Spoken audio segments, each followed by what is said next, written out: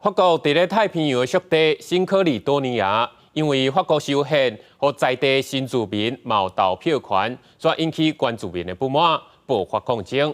如今，法国总统马克宏嘛赶去当地了解，接见当地官员，要求赶紧和平解决问题。 法国总统马克宏坐专机到法国伫太平洋岛屿的属地新克里多尼亚展开一天的访问。因为这个岛屿为5月13开始发生动乱，一寡商店互人抢劫，汽车互人烧毁，示威民众搁设置路障挡路，已经知影有6个人死亡，差不多280人互人逮捕。 L'alimentation, car je sais que beaucoup de populations souffrent aujourd'hui d'une situation de grande crise.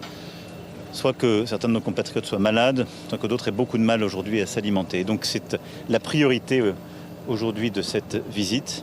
Nous aborderons évidemment les questions. 马克宏要甲当地官员、甲商界领袖会谈，寻求和平解决问题。法国国会13通过修宪，让住伫当地10年的人得到投票权，引起原住民卡纳克人烦恼，会无法度过领导，唔再发生动乱。法国当局正伫考虑延长12天的紧急状态。这是新克里多尼亚40年来上届严重的暴力事件。过去新克里多尼亚捌举行过3届独立公投，拢无通过。寻求独立的原住民烦恼修宪会进一步下降支持独立的选民比例。 当地国会议员嘛批评，政府应该都爱对动乱负责。Je souhaiterais d'ailleurs en liminaire transmettre mes sincères condoléances à l'ensemble des familles kanak et non kanak ayant perdu un proche.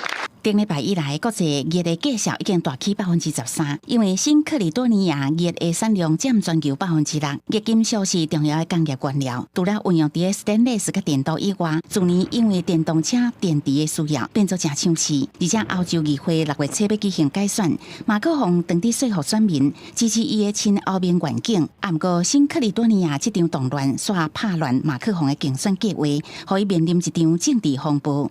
公司新闻田伟仁编译。